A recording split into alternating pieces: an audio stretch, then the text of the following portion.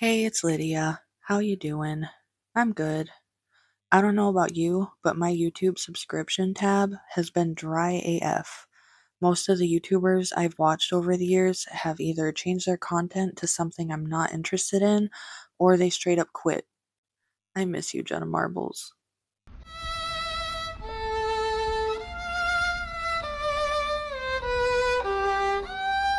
So, I may be the worst YouTuber in the world for telling you to go watch other channels, but I suppose that's okay because I'm more of a writer than a YouTuber.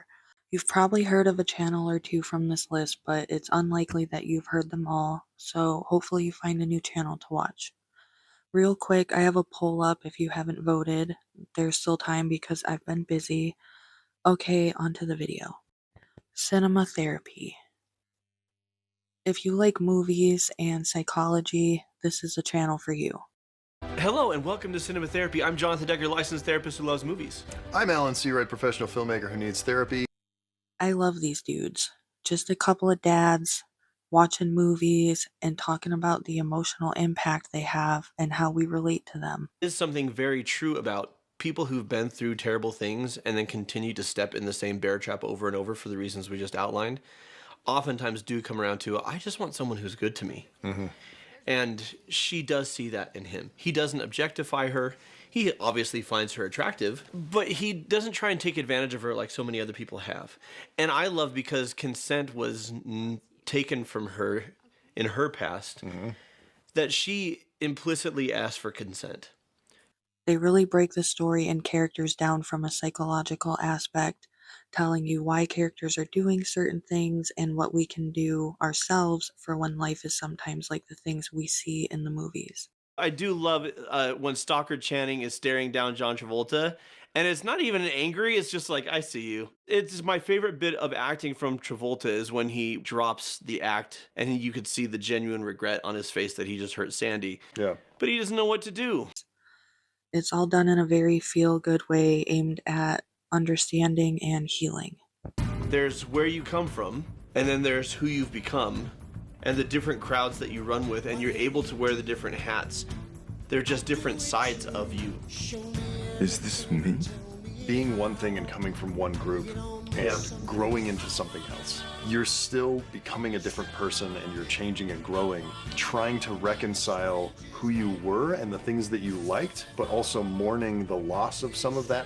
You will always be my mother. How do we both honor and appreciate our similarities while honoring and appreciating our differences and celebrating our differences? Mariah Elizabeth. Hey, it's me. I think a lot of people are surprised to find out that I love this woman. I have a plushy pickle, but he never wants to sit up. That's okay, we all have our problems. I really think something in all the colors and cute little characters she makes heals something in me. Definitely my inner child loves this. More so, her editing style is actually hilarious. She's really funny. We're gonna do it. It's gonna be fun. Duh. It's great. Impeccable. Also, the painting and crafting is really satisfying to watch. Definitely watch with your kids if you have any. The Sorry Girls. Hello, hello, and welcome to our studio office. My name's Kelsey. My name's Becky. We are the Sorry Girls. If you grew up watching HGTV, this is a channel you need. I'm obsessed. Please, can I be a sorry girl? These two girls from Toronto were roommates in college, and now they have a whole team. Oh my god, they were roommates. They do all things DIY, making over their houses, other people's houses, the Sorry Girls office. Like, side note, literally just before I went to record this, I was on Instagram and I saw that they are ending their lease, so that means they're going to be moving into a new building that's going to be needed to be renovated, so I'm excited to see that. Can I open? Yes.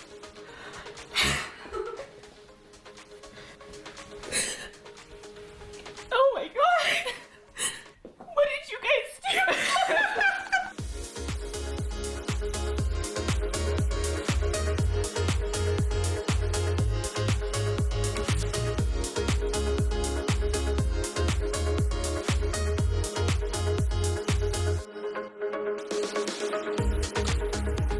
They do fun little challenges to see who can create the best item, and I love how they're heavy on thrifting and upcycling. Let's see how we did at duping our key designer pieces. Yes, if we were to buy all of these pieces new, it would have cost us $5,093. But by thrifting and DIYing, we spent only $501. So that means we have a grand total savings of $4,592. That's not girl math, that's just regular math. The most sustainable and eco-friendly girls, we love to see it, and shout out to the real star, Danny. Gabby Bell. I just discovered her recently, but she has a lot of videos to catch up on, which is good for me. I'm ready for a binge. You think of the best video game of all time, what do you think of? Red Dead 2, Portal, maybe even Mario 64, Breath of the Wild, Minecraft? Today we are playing with the poop mod in Minecraft. Those are all great games, but what if I told you they were all wrong? What if I told you one of the best video games of all time was one that came in a cereal box at the turn of the century? One that was a 2D simulation game made by one guy. Roller Coaster Tycoon. Yes, Roller Coaster Tycoon, the amusement park simulation computer game, where you are the sole omniscient power over guests. You can build food stalls, bathrooms, rides and roller coasters.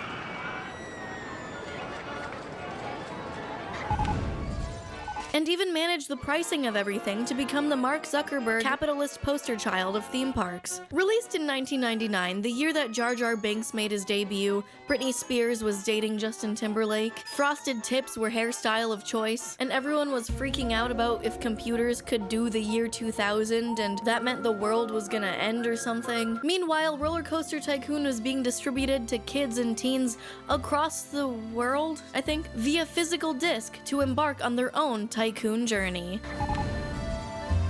I've also just started seeing her collab with other people I watch, so that's cool too. It's a typical commentary channel. She's really funny though, talks about a lot of different things I'm interested in. Definitely something light and funny to watch while you're relaxing. Mark Rober. This guy does the coolest stuff with science. You may remember his video from a few years ago where he set traps for package thieves. This guy took a package from my porch, and now he's about to open it in his car, but what he doesn't know is this is a custom-built bait package that is recording him on 4 different cameras, and it's about to unleash a pound of the world's finest glitter, along with some other surprises. He does a lot more though. I especially like the animal ones. And you can almost see her trying to work things out as she recognized variations on a few elements and toys from her enclosure, because we tried to model some of the puzzles after them. But even still, ultimately she was left scratching her head on how to proceed until we officially kicked things off by lighting up the first puzzle, which piqued her interest enough to investigate further, and that's what she noticed: her favorite wooden ball. And just as I'd hoped, she immediately tried to retrieve it, but came up just short. So the question was, what would she do next? And this was the first moment I realized my nugs might be in trouble. Because just like the kids, she surveyed all the items at her disposal on the table, but unlike the kids, she settled immediately on the right answer. And right as I was thinking she was going to smoke the kids in this competition, she recalibrated my expectations with a reminder that, anatomically speaking, she was still in fact working with the brain the size of a grape, as she dropped a rock into the cork dish. But then after realizing this wasn't quite right, she corrected herself by placing the rock into the empty beaker. After which, to her credit, she refocused her efforts. And it didn't take much longer to get to this point, where she very cleverly used the bobbing action from the buoyancy force on the ball to save herself a few more rock drops. And with that, the sensor was tripped and puzzle number 2 was illuminated, indicating it was time to move on. Don't worry, he's very good with the animals, and kids too actually. He seems like a great guy who just wants people to smile and learn. Every video he makes is just fascinating. This is a friendly robot that's impossible to beat at rock, paper, scissors. This is an infinite slinky staircase that can run for days. And this is basically a room temperature ice rink. Another good channel to watch with the kids. Dream Jelly. This is a fun nostalgia channel. While I'm a bit older than the creator, I still enjoy her. She's really funny. I found this channel when it just started and never left. But yeah, when she talks about her childhood, I was in my teens, and in her teens, I was in my 20s. Nonetheless, we all lived through the same trends at the same time period. Also, I was probably way too into stuff as a teen I was too old for, but whatever, let me live my life and enjoy my High School Musical and my Jonas Brothers, okay? Between plastic junk reminiscent of arcade prizes, straight up video games and electronics, and of course actual novels, there was guaranteed to be something at the book fair that any kid would like. At my school, when the annual book fair rolled around, we would take time out of class to go to it and spend our money, which already gave it a lot of cool points just for letting kids spend time not doing actual schoolwork. But even if you didn't have money to actually buy something, half the fun was just looking through all the countless shiny covers and the wonders they promised to hold inside. Or even browsing the catalog before the actual fair to scope out the best things to stare at once you were there. And once you delved in, it really felt surreal and magical, because this is what reading is. This is what all my teachers are trying to get me to do. To look at the world's most tattooed man, touch the special pages in a pirate adventure book, and then walk away with a handful of erasers and special pens at the end. If a Jonas Brothers biography book is what real literature had been all along, then I guess I can see why they wanted us to like it so much. Not only does she reminisce and talk about things that used to be popular, she adds her own life experience to it, telling her goofy childhood stories. The little figure she uses as her child self cracks me up. Super Ray Dizzle. What a queen. What a bad bitch. We got another art girly. She's so good at art, I'm straight up envious, but I love to watch it. Also, it's not just about her creating. She's always using unique art supplies, doing little challenges, even finding very old, antique art supplies. Sometimes she even gets toxic stuff that they don't even make anymore to try them.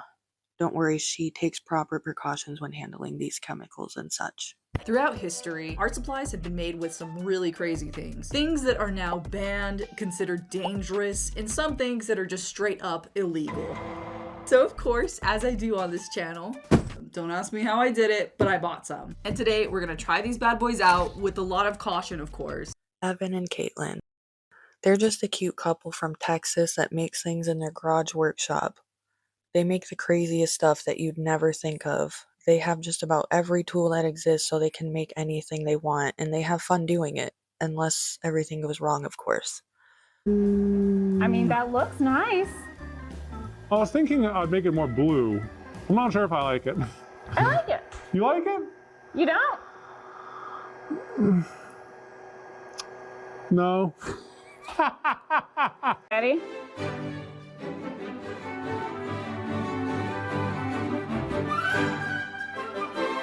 Let's get some toothpicks and do some mixing. Oh my gosh, the mixing adds so many bubbles. That's why we got a big pressure pot, baby. We got Longboy. Trust in Longboy. Trust in Longboy.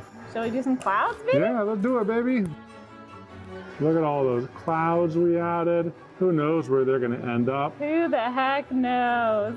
It looks really cool. It looks really, really cool. Our clouds turned out so good. This is amazing. And I honestly, okay, this wasn't planned, but because the blade part was at the bottom of the mold and the white sunk to the bottom, there's like a gradient of white where it's more white on the blade part. Oh, yes. That looks so cool. That looks so cool. Okay. Careful. We have to hide it from them. We need to save it for the final montage and reveal. Oh, yeah.